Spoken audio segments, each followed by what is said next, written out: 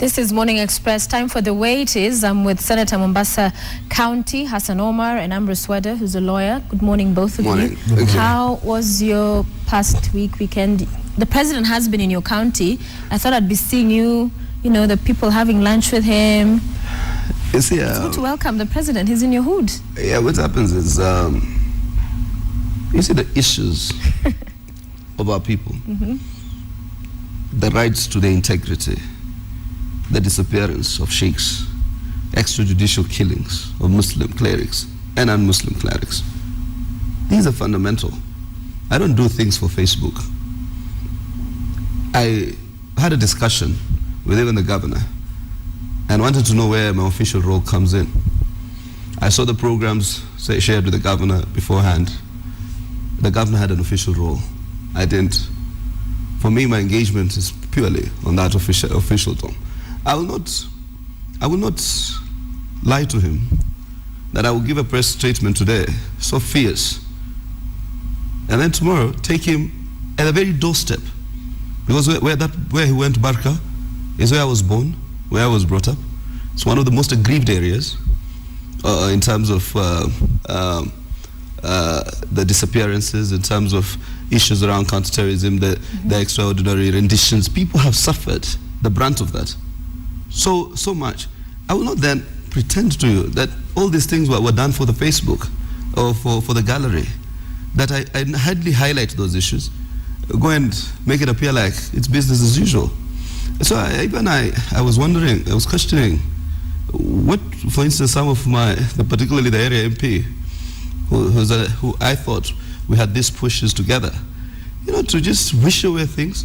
I wish we would have gone there. But is that wishing away things to be there, to welcome the president, to have lunch with him? Does that change anything? I wish we had gone there to articulate those issues. Okay.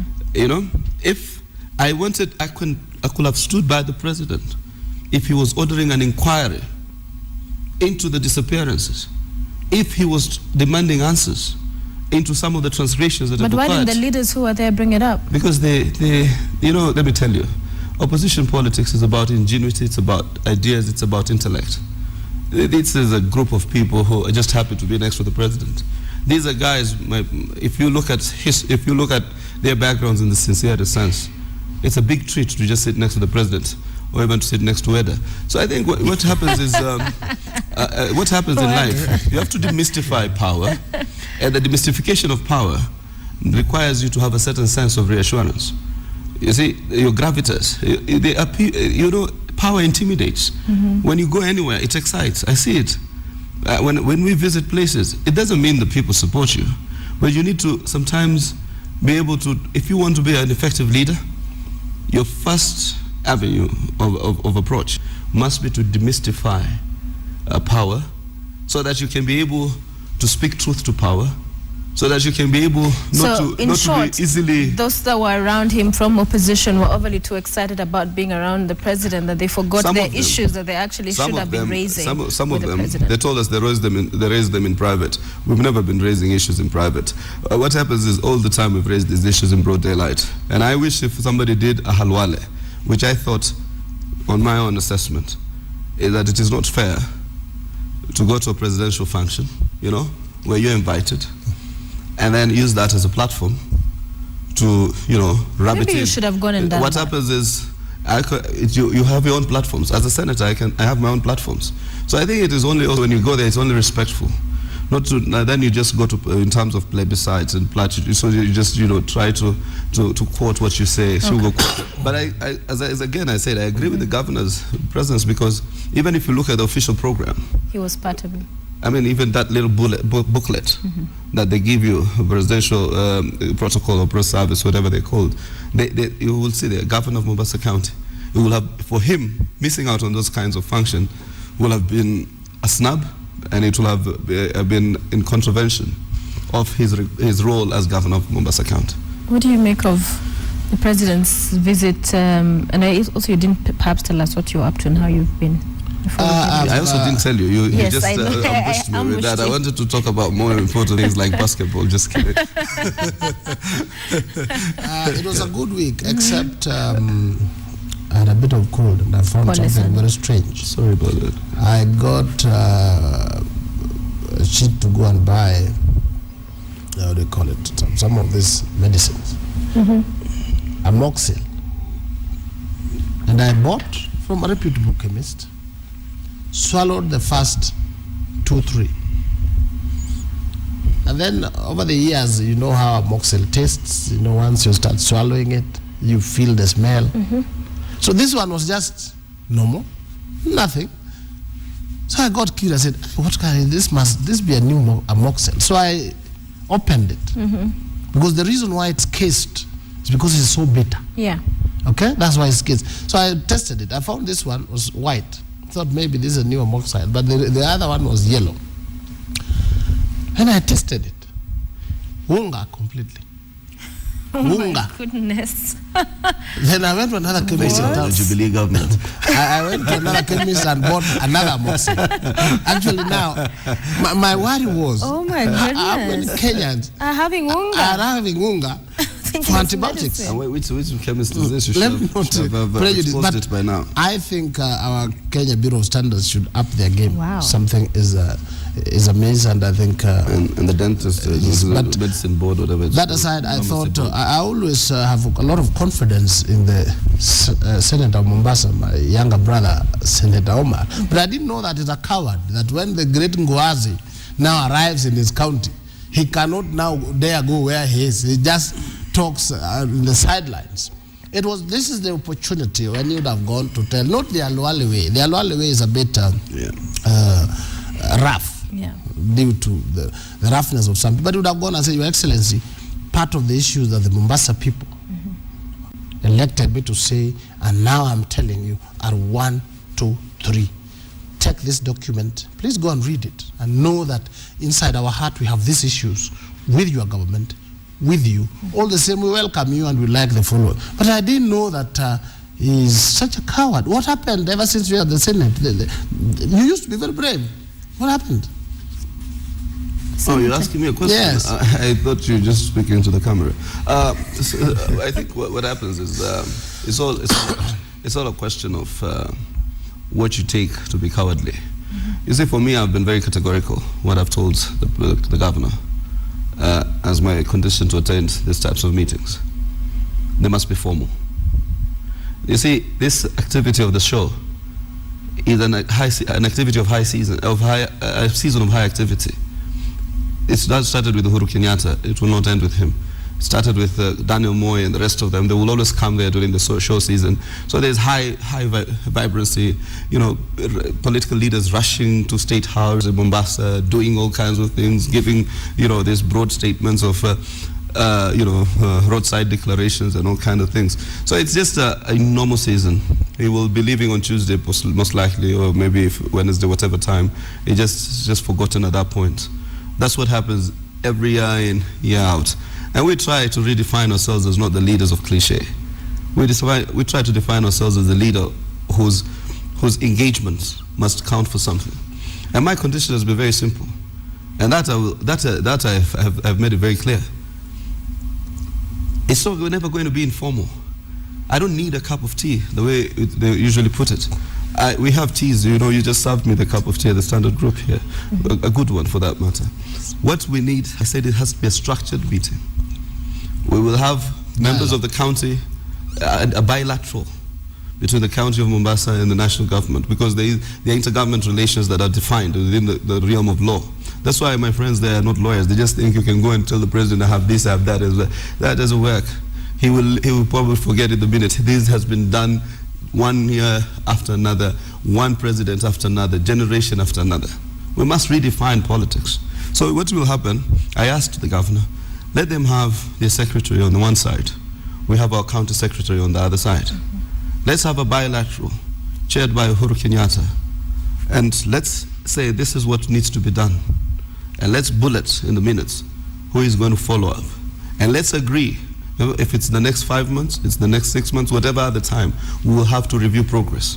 If the county government needs to mobilize facilities and let's say get private investors to put it to buy police cars, in that end, the police then we'll have to add more policing personnel, and how many they're supposed to be, and therefore we move forward on matters that have commonalities, national government responsibilities, matters that county government responsibilities to be kept in that, but where there's a meeting point, service delivery, which brings people together. So for me, then therefore then it is bulleted, it is minuted, and we all know this is our document of commitment. Right. So this issue of saying, oh, we're just going. I see him waiting for so long. Pardon? I see him waiting for that for so long. If that's the approach, it's going to take a while. Because if that is the approach, that is going to take, we have mandates, and we can push those very agendas within our mandates. The county can define a pragmatic development agenda through its own systems. A senator can define a pragmatic development agenda through the system of the Senate. So let's not fool ourselves that we don't have mandates. So what we want to do is to see where those mandates may have a meeting point. Okay. And if they don't have a meeting point, that's why these are institutions that are independent of one another. Did you at least then manage to see the sinking of the ship with drugs? I saw it on the social media. That's like many of us. Your thoughts on that? The sinking of the ship? I think I should have obeyed the court order not to sink the ship, but to destroy the drugs. And I think it happens. I saw Kenya is a very creative group of people. Yeah. I saw that on the social media. For once, you see, my social media administrator told me, get on the net, Senator. There's very interesting feedback. So I decided, I have my little laptop. I went onto it and tablet. I started looking at what Kenyans were saying, and some of it made sense. Like, we always arrest cars that are carrying bangi. We arrest cars, vehicles, aircrafts carry illegal heroin, illegal drugs, or illegal, But the vehicles are not destroyed. So what we say is, in fact, either we should have, there are systems in which I think such properties that have been involved in illicit trade can actually be properties of the government of the Republic of Kenya. So I thought we needed to at least await for the conclusion of this matter, identify who the real culprits are through the court process, find them guilty, and then levy whatever penalties, including punitive financial penalties. Weda? I think that was a very bold move that gave a clear message. Drug barons are all over the world, and they fight back.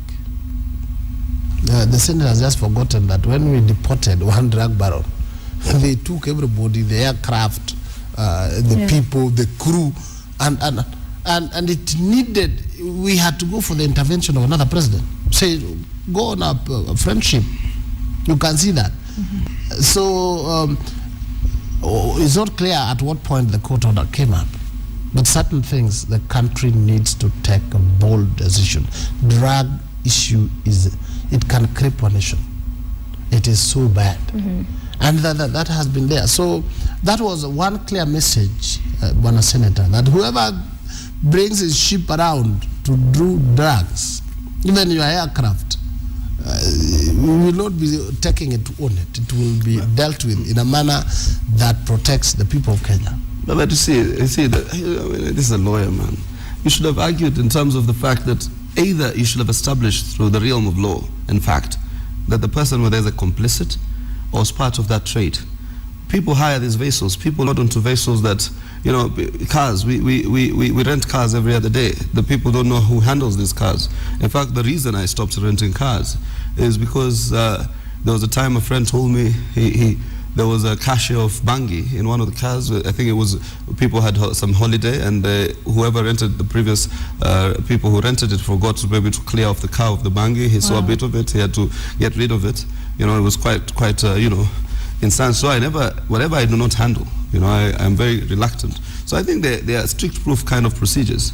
So I think bold message it will have been if we finally, as I joke about it, if we'll have said this, the owner of this vessel participates in drug trafficking. Here is the owner. Here is the drugs. Here is the verdict. They have been sentenced. We blow them up altogether.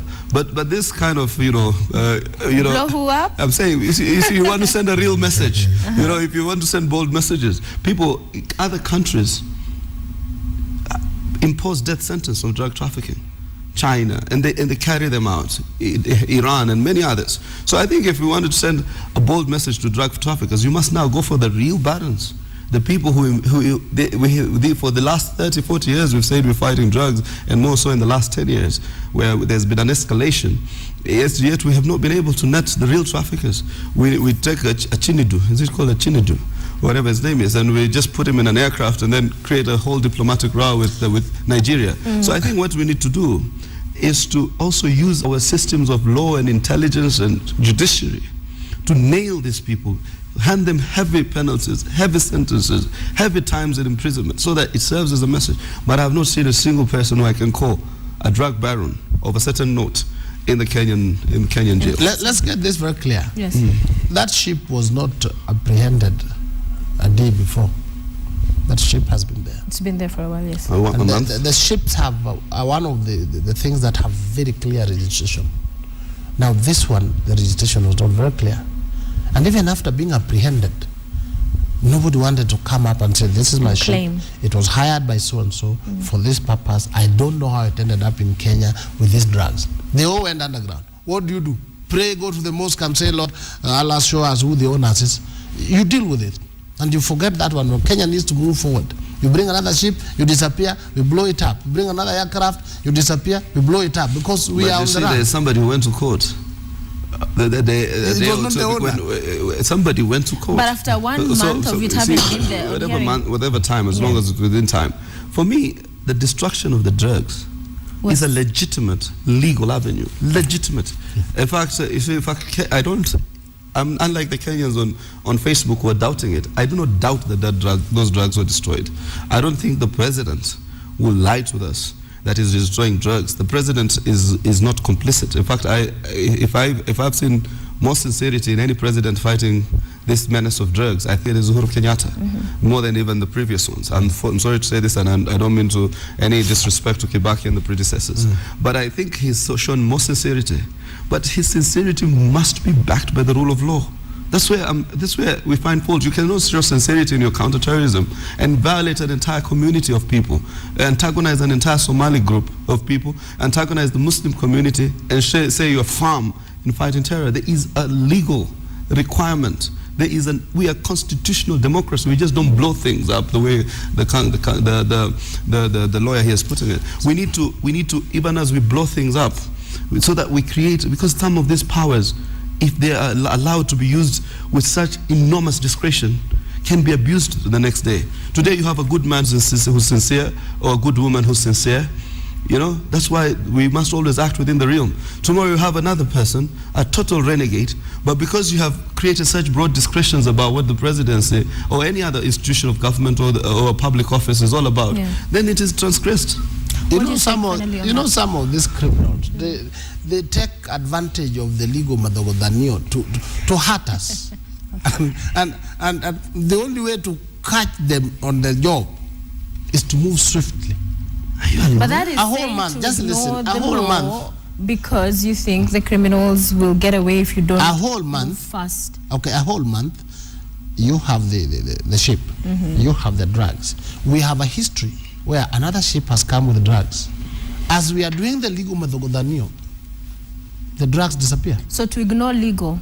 We are not saying you ignore route completely. We are not saying somebody moved to court in the last minute. Shouldn't that have counted for something? No, it was too late. There are times when it is too late. And when it is too late, even in equity, you say equity aids the indolent, those who are watchful.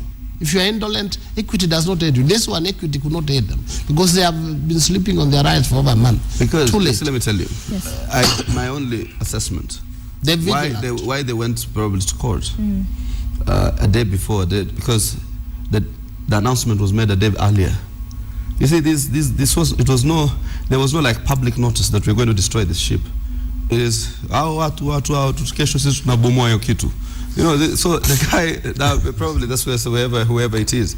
But I think that drugs and the entire trade is something that the international community, there is actually international partnership, and there are best practices in how these things have been dealt with. And I think we might have created a headline. But I think it was important, and I can tell you for a fact, those of us who have been in governance, transgressions of power were those times when we started saying from the first Kenyatta to Moi that it's important for the security of the country. It's important for this. Before you realize your democracy has been clamped down, transgressions against communities and against people, that's the mere allegation. And yet have that benefit of doubt, which is said as a principle of law, presumption of innocence. So a mere allegation could earn you a death sentence. So I think that's what we need to There is a president, I don't know whether he's still there. Yes. Who's in jail. The Americans went for him while he's president. Panama. Yes, they went for him and said, we cannot take this. They said international conventions, they said, forget about it. You are killing America with your drugs and your conduct. The man, is he still in jail or he has gone to jail? He's now in jail in France. Oh, yes. Let's drugs, we are not going to He served his life sentence in the United States. Right. Yes. Noriega, then the French authorities required him, so he was deported. And I think he's starting trial. Now that's what happened to the ship. Okay. Yeah. Let's move on to the missing car, state car, which after reports emerged that it was it was one of the presidential fleet vehicles. Then the spokesperson, the State House, came out to say no, it's not one of those, but it's still missing, has not been found. What were your thoughts on that, Weda, when you heard that it was missing? I think the several days on. The truth is embarrassing. Extremely. We feel embarrassed. First of all, a vehicle of that caliber, 745. That's not an ordinary car from Japan. No, it's not. It's from the manufacturers. They should be able to trace it or even ground it wherever it is. It's so embarrassing. Even if it was for just a DO or a DC somewhere in Mombasa County, that is very embarrassing and is very bad. And whoever was giving it's just like at times when bad things happen in the house, you cover the face. You say, oh no, oh no. So you believe it belongs to the presidential fleet? It's just that they wouldn't say it. I've said when some embarrassing things happen, you cover the house, you say, but internally, you look and say, this is very bad, because it means they can take anything from anybody. Yeah. If you can take a car from an armed police officer, if you can dare take a car, if you can dare take a car that belongs to the administration, then that kind of boldness emanates from contempt on the part of those who are taking it. They have contempt for your security system. And I think action will be taken, but it's embarrassing. That's extremely embarrassing. And I know that ordinarily would have said that could have been taken by the court brigade, but they don't do that. Senator. I think for me, I don't want to trivialize the whole argument. I think for me, when I heard it, it just pointed to the levels of insecurity in the country. That nobody is safe anymore. I was even joking that we work with a couple of police people and carry arms, and so that's the kind of situation that we're in. And I think for me, it's a wake-up call. That you see this whole levels of insecurity spares nobody. And I think even probably when the carjackers were doing it, they had no idea that it was probably part of the presidential fleet. But even if they had that idea, then it will be sheer audacity to just demonstrate grit and the courage that they're up to. So I think for me, they need to find that car to provide answers where it is, at least to show that at least for nothing else we have certain systems in life. And I thought a presidential car, in my own view, in terms of security management, will have trackers, will have some beep somewhere, something. Because I've overheard this theory about that movement of the president is like a whole brigade or something of that nature, that if you are to have a showdown with them, it will have been you're asking for your death, you're signing your death warrant. So I think what happens is I think they should have been. I worked with the state agency, and there were times when we always knew through a certain system where all our cars were, so we could monitor movements and stuff like that. So I thought that was one of the things. You don't just armor your car; you put in certain gadgets, so that, I think ensure it's traceable. It's just because when it's moving, I think somebody should be also monitoring somewhere, some trusted allies, in terms of how our security is. But anyway, I just hope they find the car. It's a big, it's and I sympathize with the kind of ways that the police of this country have been stretched. If they're dealing with a crisis every day. For me, the most fundamental answers that I require is the shooting of the Kwale girl. Either you tell us what happens to her, that car is a small issue. We will get somebody, we'll fire somebody soon for it. But before that happens, we want to see people in jail, people prosecuted over the killing of the Kwale girl. The explanation from our good friend, I think, who I have some tremendous sympathy for, Kemayo, because he's dealing in a very difficult context, a new constitutional order, a regime with old mentality, many other things. He has to mitigate along a lot of factors. I think one thing he owes this public is that audacity, that when you, as you said, rather than cover things up because they happened in-house, you come out because there's transparency and accountability within our institutions of government.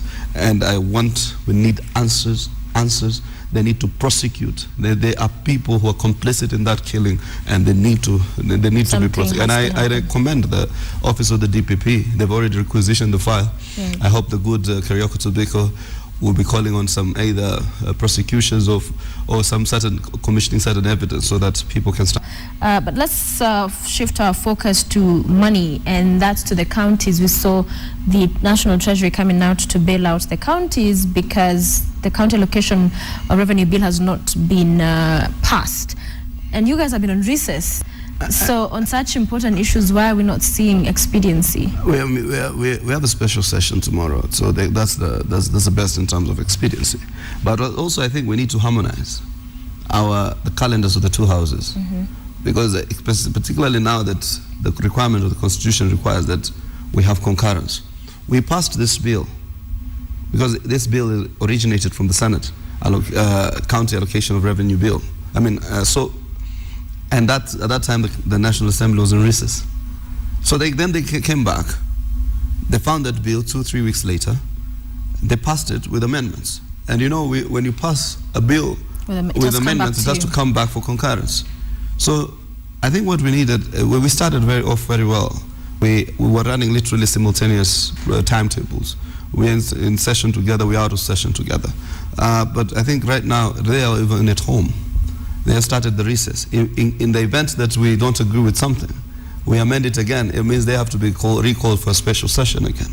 So I think what we need is to harmonize that calendar so that these bills are dealt with expeditiously. Because what happens once you approve a bill, all it requires is a cover letter from the speaker, and immediately somebody walks it to the next speaker's office because we are now under the same building. So I think it will be important to harmonize the calendars. And if you look at it, there was a 3-week gap in terms of loss of time. Now there's another week of gap in terms of lost time. So I think so if this kind of situation persists, we're going to be starving the county's resources. But you have to realize that I was the only one who registered a no vote to that allocation of revenue bill. Mombasa, in terms of that formula, we've taken it up with Judiciary. I've taken it up with the Budget Committee. I've taken it up in the whole floor of the Senate. That there will be no day we will approve an allocation of revenue bill that gives Mombasa County less resources than even the wage bill. So I think the formula is wrong because we lose out on so many factors. Our poverty index is much lower. Our land must be the smallest county in the country, 261 square kilometers, and all these things are factored in the allocation of revenue. So I think the formula prejudices Mombasa, and most of this stuff were inherited from the predecessor institutions of national government that now have been devolved from the health sector to everywhere else. So I think we require a reasonable formula that at least is able to give us a recurrent in terms of how we spend our resources, in terms of how monies that are allocated to counties. So I think I want to redeem both houses. I don't want to blame anybody for all this. I think it is just right that we harmonize our calendars, especially when it comes to the financial arena. Yeah, Ambrose, is it simply a calendar issue for you? Because for many, they'd argue, even with some of the bills, you've had time extended in terms of implementation and passing of some laws. There seems to be, especially on very important issues, some slow speed. I would tell you that these are now the fruits of bickering, misreading the constitution and then bickering. The way the constitution was done, the Speaker of the National Assembly is slightly ahead of the Speaker of the Senate. The clerk to the Senate actually is ahead of the clerk of the National Assembly. That is how it was balanced. Boss from there, PS from this side. Okay. Now, when bickering came in between them, the Senate went on his own, National Assembly went on his own. Okay, thereby creating that disconnect. They should read back the Constitution, appreciate that the Speaker of the National Assembly is the one that is in charge. It's chairs. When there's a joint session, you chair. When there's something, you go down. The PS, who's this? The other one, what is his name?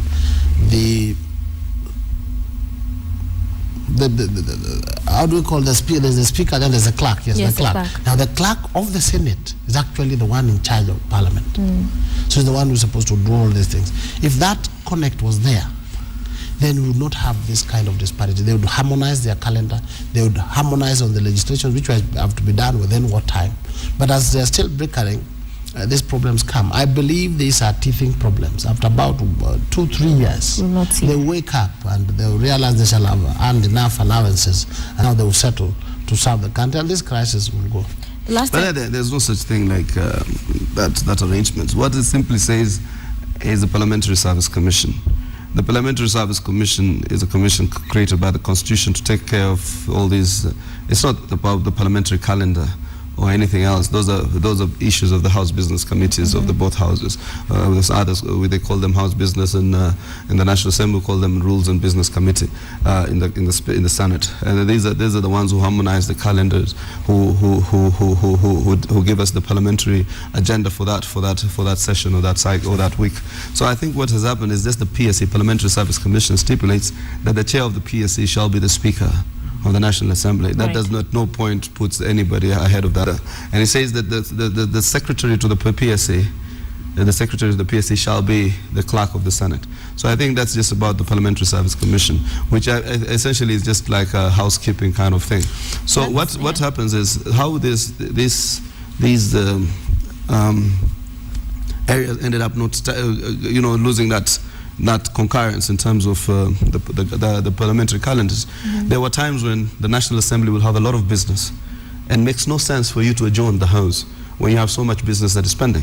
So why don't you then just do another 2 weeks and then adjourn after you, because rather than procrastinate for another 40 days, because if you look at the lengths of recesses, sometimes they're quite enormous. So our times when the Senate has felt that it needed to recall itself earlier, or to like even this particular adjournment, this particular recess, we adjourned it by a week because we felt that there was so much business of the House that we needed to offset it before we break off for a couple of days. So for a couple of weeks, actually 6 weeks. So we thought it was enormous time for you to pen business. So, and that's why now the two houses started to have calendars that were no longer synchronized. You have had that narrow interpretation, the one is just explained. Let's move on to the referendum. That is the interpretation. The last time we spoke, you, the feeling that a lot of this signature collection was just some, what do you call it, foolscaps being circulated. Given to people. But we have since seen the four issues, broad issues that are indicated on those. And I understand you're, I think, 800,000 signatures, at least by, was it yesterday or the day before? That is on board, but Jubilee, on the other hand, is in trying to fight this, planning to put a huge burden on the taxpayers in as far as pleasing and making the MCAs happy so that they can scuttle codes push. What do you think about that? Let's start with the signatures. Start with the signatures. First, the Constitution does not envisage issues. The Constitution envisages that you put a question in form of a bill because it will decide. If you put that question and it is popular, you can just take it to Parliament. Isn't it that why Kanini Kega moved to court, because it's not clear what comes first? Yes. So if you let me just explain. If it is so popular, you take it to Parliament, they say hallelujah. Then it doesn't have to go through all that. You don't have to spend that money. But the key element is you have to put it and say, this is the question. Then you read it and say, yeah, I agree with this one. Let it go to the referendum, or let's go to the House. You do not craft your own issues, okay? You call them issues, then you put false caps, then it goes around. That is putting the cart before the horse. But anyway, that is now an issue that will be decided by the court. Let's leave it. It's not that you believe court case. As an individual like me questioning. Secondly, the referendum itself, assuming it goes through, assuming you put the minimum at 45%, yes, automatically the taxes will have to go up because you have to finance the national government. Or we opt then to dissolve the national government and go 47 counties. You have to have enough money to run, to give the 45% minimum, and then to run the national. What does it mean? The government has no other money other than taxation. So Kenyans must be prepared to pay more and more if that referendum goes through. Then I think now in the political posturing, everybody is trying to find who do we talk to. Let's talk to the MCAs. When you talk to the MCAs, they say, okay, before we give you our support, we'll have to give our spouses loneliness allowance. And then the governors are also saying, our wives are our wives need offices because there's no female governor. Our wives also need this is all posturing because there's a dire situation. And they know, let's say the Jubilee government needs support. And this support, the desperation is because you will either have to go down or raise taxes. Either way, it is a poisoned chalice, both sides. And that is what court knows. Go and raise the minimum to 45%. They'll either not have to operate or tax people more. Either way, they will be too unpopular that come 2017, we defeat them. So either way you see it, the taxes will go up. Senator, the issues that are outlined on this form where the signatures have been collected, in the event that the questions, if we get to that, to the referendum, are different, what happens? Because then people will have appended their signatures on different issues than those that will be on referendum. You see, there is what you call, if you read the Constitution on matters on how to change the Constitution through popular initiative, it can be a specific bill or a specific question. But it also gives you an idea about a general suggestion. So code is using that issue as a general suggestion, and therefore then, after putting together those general suggestions, then you task the relevant bodies, be the IBC, to craft the bill that responds to those general suggestions. So I think IBC is going to be crafting the bill. I think in concurrence. It doesn't specify who crafts that bill in the Constitution, but I think in time that's why people said we need a referendum law to articulate. But my general view will be, once you present the 4 questions in terms of general suggestions to the IBC in terms of electoral reforms, in terms of the minimum and everything else, then there will be a responsibility on the part of that institution to at least craft questions that or a bill that then is able to respond to the legal requirements under the Constitution in terms of how we process legal bills or actual amendments. So I think that is my general view. I think secondly, there is fear mongering. We're not saying there is nobody who needs to raise any taxes anyway.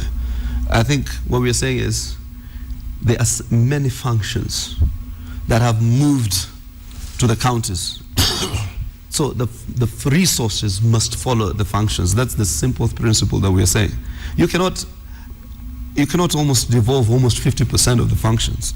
Healthcare, water, sanitation, all these other issues. And then almost 50% of service delivery.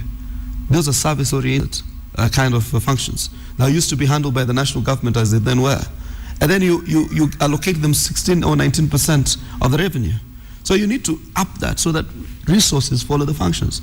Unless the national government wants to be thrifty in terms of the resources, they still need to do these big corrupt deals. outside that, you don't need to raise any taxes. You need to just rationalize government. You need to rationalize staffing. You need to to clarify the provincial administration. You don't need to retain an entire structure, because these tiers of government are almost taken care of now by the new arrangement in the constitution. But Jubilee, in wooing the MCAs, wants to give them offices, mortgage. I think that was first and foremost. This very people are now proposing this, particularly some of the senators who are saying all these things about offices and all that. Even in the floor of the Senate and the Hansard, they're the ones who've attacked the MCAs more than anybody else. The ones who are now making all these offers, the ones we are seeing on the headlines even today and the days before that. They're the ones who've argued for a cap in the spending of MCAs. They're the ones who've argued that these things are transgressions. But I think it's the MCAs are not foolish people. They will reap from this whole charade, but it will not determine, in my own view, which way they finally take the votes. If they decide that they want the referendum, they will decide on that volition of what represents their best interest. It will not be about how much offices and car grants the Jubilee government has given. There's no clarity on who's going to draft the bill that will go to the National Assembly? For me, the understanding I have is that it will be the IBC. Okay. Now, let me tell you, it's clear you don't need to be a lawyer, you don't need to be a brilliant one at that. The moment you talk about a bill, it is either a bill you are going to pay your debt or a document prepared for legislation. And when you talk about a bill, you are talking about legislation. When you talk about legislation in Kenya, it can now only be in Parliament, and Parliament is the National Assembly, or the Senate, or the county assemblies. So when the Constitution talks about a bill, if you go and draw it somewhere in Muveta, and then you take it to the sea, that's not a bill. So the Constitution says you draw it and take it to Parliament. That is when it is a bill. So not knowing where who is supposed to do it, they are getting it very wrong. Okay? And drawing it, they provide the ideas. They say, we want this question and we want this one. And they themselves can draw it. And it only becomes a bill when you take it to Parliament. So that confusion is just because they are posturing. Number two, we are talking about the National Assembly. Things have been devolved. The things which have been devolved are much less. One, education, other than the nursery. The entire education system from primary all the way to the university, which takes about 30% of the world total budget, remains with the national government. Doing the national highways, the entire infrastructure, if you leave out the cattle deep roads in the counties, remains with the national government. The entire security apparatus, including the national defense, remains with the national government. If you take it from the budget which you used to have and remove those figures, nothing remains. So these people are talking like they're not our leaders. They're talking like they have come from another planet and is demolished. You have to raise money to do the education, to do the security, to do the roads, to do the defense, to do that. So if you take what we have, 40%, even when 100% was being distributed nationally, it was not enough. Now you have to take a few for the MCAs to do their trips in the counties. And then you raise it to 40%. The national government has to raise or collapse. That is taxes, economics. And I think the proponents of this referendum, we need to take you through economics so that you understand that the government is not from mass, it is us, and it is taxes. Nothing else. Taxes. I don't think, you see, I think personally, because your argument is that in fact the burden will be lighter I think since more functions have been devolved. You see what happens. 55% of the national revenue will be sufficient to run the national government functions. I can tell you that. You can take it to the bank. Which bank? So whichever bank. But what happens, because you see, there is something called the CRA, Commission for Revenue Allocation. They costed the functions. They costed the functions. And the Commission for Revenue Allocation has costed the functions, and sufficiently, you need up to 40 to 45% for you to be able to fund the devolved functions. That's why what we want to do is to ensure that devolution succeeds. Devolution must not fail because it has been underfunded. And I think what the national government will learn how to do, be it this government, be it any other government that comes in the future, it will learn how to live with the 60%, because these members of parliament also must not authorize a tax increase. So the national government will learn how to prioritize issues. They will have to do away with certain excesses that are not necessary, creating an entire parallel structure to the devolution structure. Also, people they don't underestimate the quantum of resources that is required. So I think what we need to then do is to cut on waste. And in certain issues like which are probably which we have spent a lot of money on, we need to either rationalize that money, ask for value for money, and there are very, very many other ways of funding some of these development projects. Let's move on to last week's ruling. Even the amount we realize from our exports, as we talk today, is almost not enough to service our foreign debt. Parliament should know that. Parliamentarians, senators should know this better than pedestrians like Weda. But they don't seem to know. They are just talking like they don't know. Listen, now, do you want a country don't scare more the Kenyan people. That referendum must take 47 counties. Listen, the people who have agreed on this is a whole entire political opposition, a sizable number of governors, a sizable number of governors, because we have seen the way the national government has structured the entire finance structure is to cripple county governments. So we want to unlock that stalemate. We want to ensure that there are sufficient resources. What are the resources? Apart from education, what are the bigger, service industries? They're bigger than healthcare. And why have you not devolved sufficient resources to tackle healthcare? So I think that's the kind of logic that we need to employ. And then you keep telling us, scaremongering us, and putting up this provincial administration that almost is replica of the yesteryears, where you needed to thin out so that we just have people who are coordinators to ensure that there's a trickle down of policy. And look at the Constitution, what it says about most of the functions of national government: policy. Where these actions, which actions that happen, where is it? So that I show you. It says in terms of. I've mentioned 4 functions. Listen. Let me tell you. Look at the fourth schedule. Fourth schedule, which says roles, part A, which talks about roles of national government vis-a-vis roles of county governments in part B, part 2. And it will tell you, whenever there is an issue, you'll see, in terms of health, manage the health policy, manage this policy. But you want to create a devolution ministry as if it is a form of provincial administration. You give it 80 billion or so, and you wonder, why can't this money then have just been given directly to counties so that counties can fund their priorities? So you have a centralist attitude. So I think that's what we need to do, is to decimate the center so that we can be able to ensure that there's a trickle down, so that money flows to the counties, and let the counties also demonstrate. I have been doing these rounds with the devolution committee. You see, you might not feel the impact because Weda lives in Nairobi and hardly leaves Nairobi. Once in a while he goes to Kisumu and people tell him, we reject you because you don't come often. So what you need to do, but go to areas where devolution, people like Mandera, Wajir, Turkana, people who have never seen billions since independence are now in those billions, and they're talking resources. Look at those programs you have on Friday under Jeff Koinange. You were in Turkana. Turukanas were talking resources. The level of debate has gone up in this country. People now want to manage resources, and they will get those resources after the referendum. So for you, there is no way this more money to the counties will mean more taxation?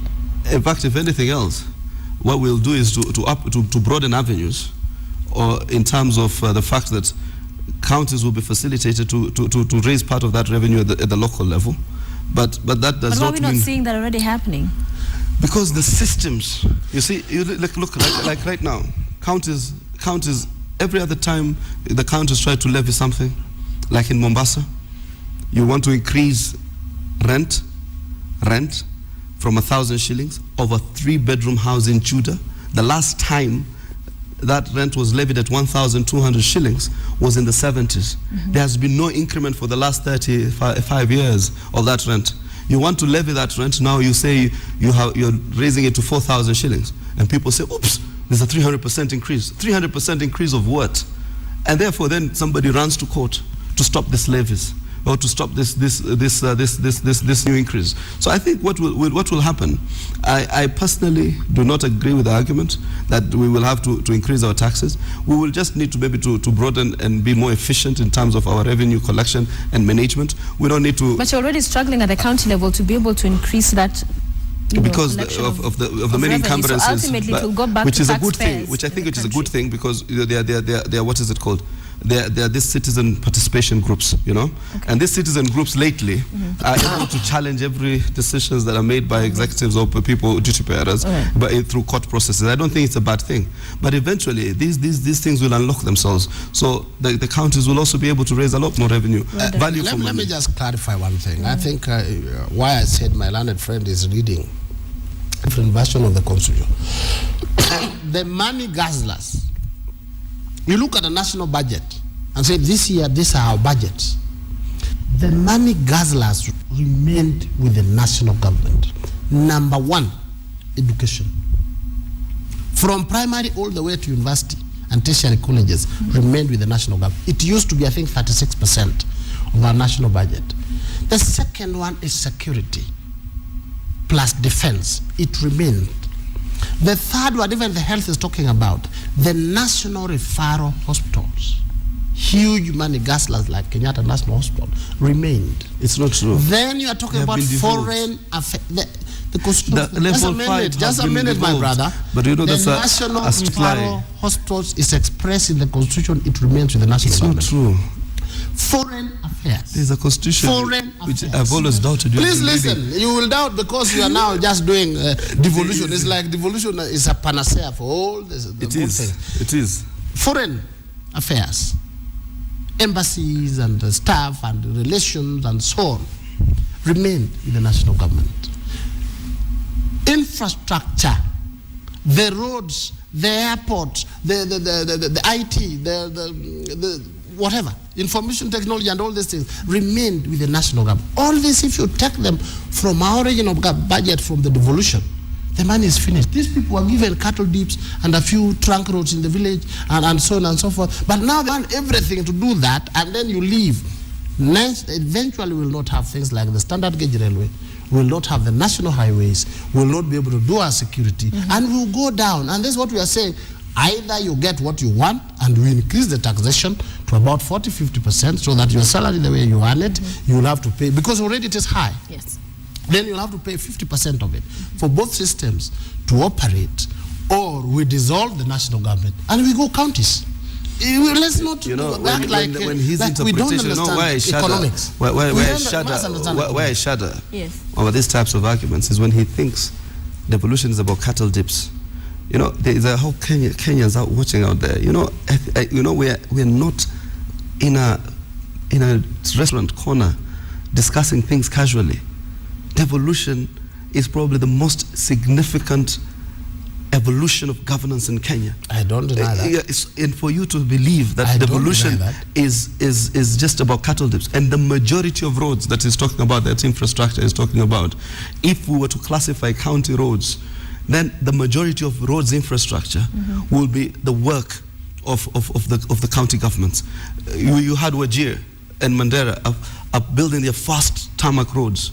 It's not the national government, it's the devolved counties governments, and most of those roads ostensibly will be, because what you will find as the national highway there is probably the road that just leads to the other part of town. So I think what also you are doing to over exaggerate the extent of national government. And then you see we are doing well in terms of our revenue collection. If we are saying we do 1.8 trillion, we're saying we're going to give about... Are you saying referral hospitals, you're arguing there that they're not part of the national government? Level 5 hospitals are the referral hospitals. Kenyatta National Hospital, Kenyatta National Hospital, the Coast General Provincial Hospital, the Eldoret, the one in the provincial hospital in Kisumu, the provincial hospital in Nyeri.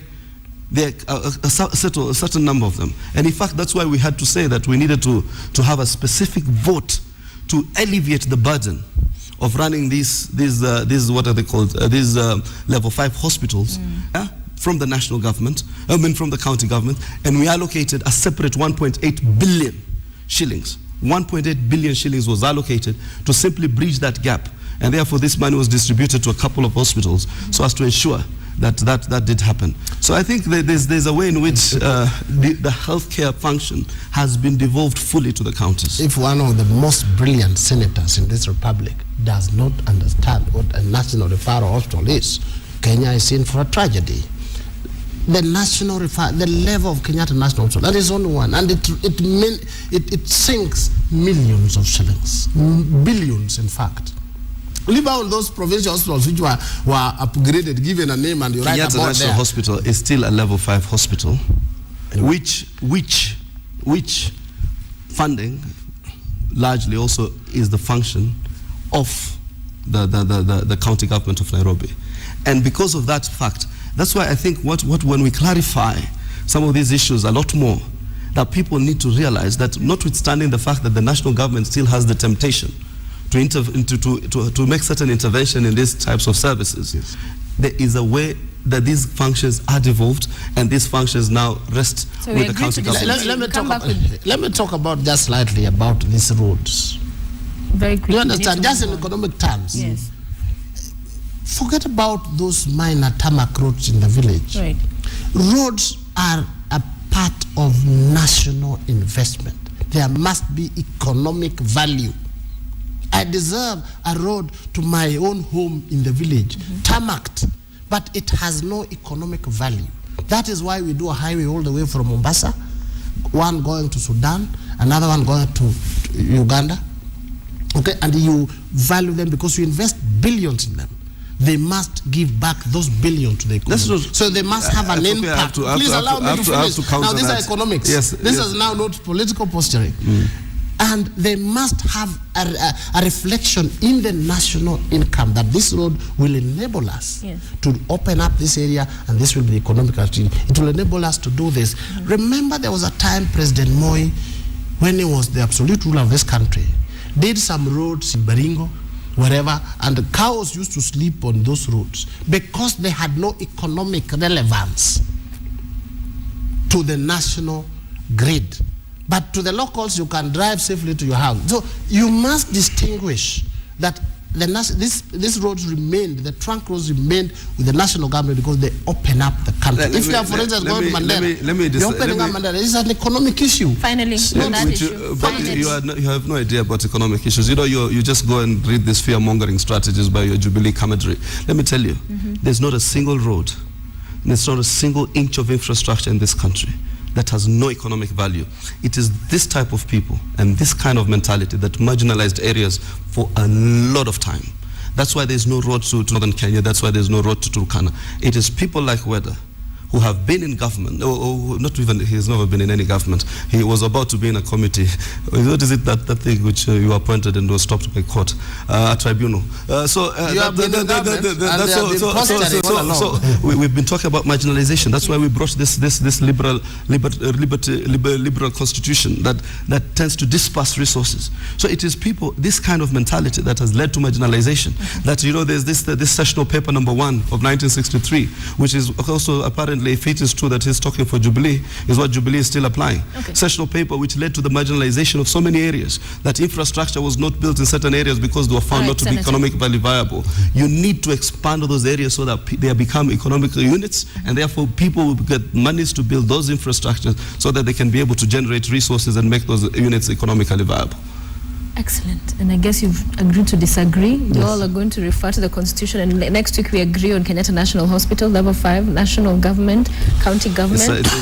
Let's move on to last Friday, the Supreme Court upheld, or rather reversed, the decision of the Court of Appeal and upheld Kidero's election as Nairobi's governor. That in effect has also opened what we've been seeing, a bit of simmering battle between the Supreme Court and the Court of Appeal. There's been quite a number of reversals.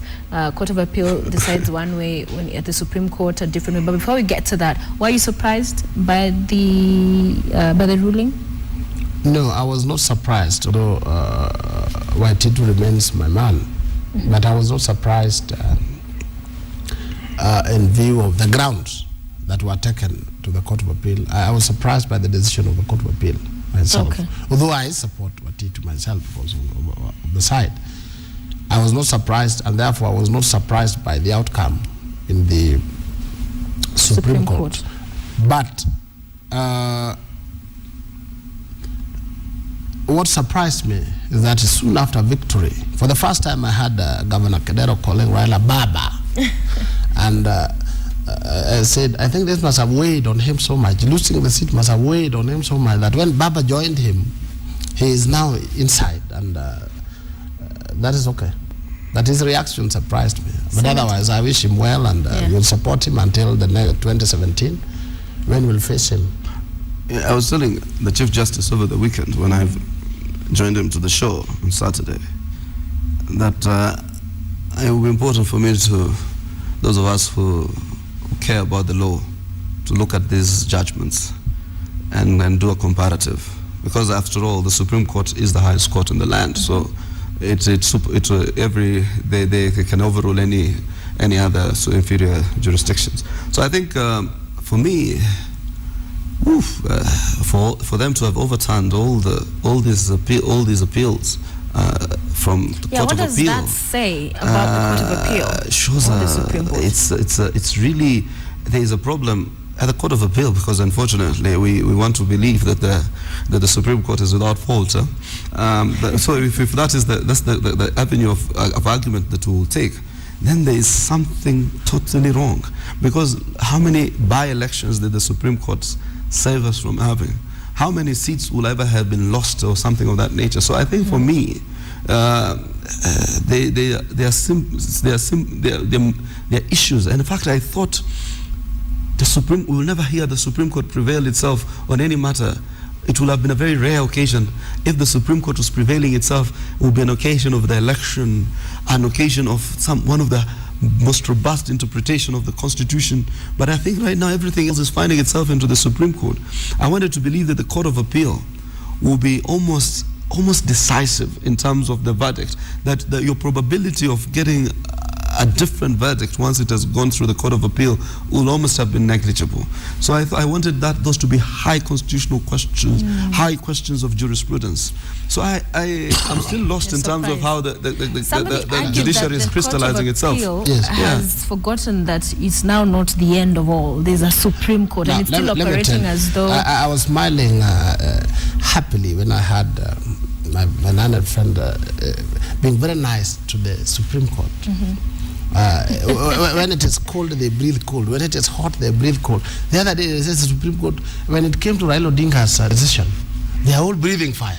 The Supreme Court should go. Oh, now they are saying it's very good. I think there is no problem in the Court of Appeal.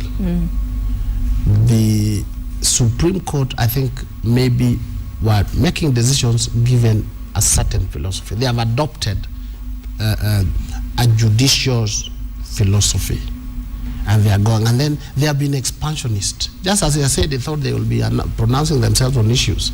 I think they would also have found themselves idle.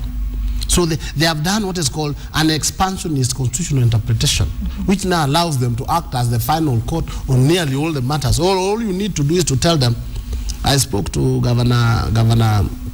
I spoke to Senator Omar. Then they say, since Senator Omar is a senator and was elected, and the issue, we are told we deal with issues of devolution, we have jurisdiction. They have expanded it beyond. I think with time they'll have to either reduce it, or we'll just have to accept your appeal to the Court of Appeal and then to the Supreme Court. Secondly, I think they wanted to demonstrate that we are the Supreme Court and to reduce the Court of Appeal. And they have done that successfully by ensuring that everything that the Court of Appeal has done, they overturn it. Even if people are wrong, because the Court of Appeal has very, very serious minds. Even if they were always wrong in the morning, in the afternoon, there must be a time, one time, when they are correct. But here, they are wrong all through. It is like you lose in the court. Your advantage should be you lose in the Court of Appeal. Because if you lose in the Court of Appeal, you'll win in the Supreme Court. If you win in the highest Court of Appeal, your chances are that you'll lose in the Supreme Court. So that trend, again, is the judicial infighting. It's also the cost of growth. I think Sophia, let us not scare Kenyans with that kind of analogy. I think it's not true.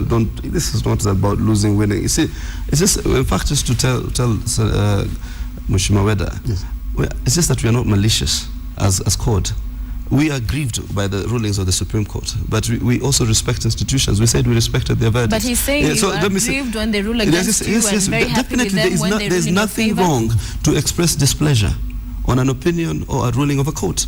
Equally, the Senate, the National Assembly expressed displeasure on the rulings that the advisory judgment. And there are so many things we will disagree with the Supreme Court, and there are so many things we will agree with them. But the bottom line is to respect institutions. Even when he was put in a tribunal to try and decimate the institution of the judiciary, you see, you target the GSC.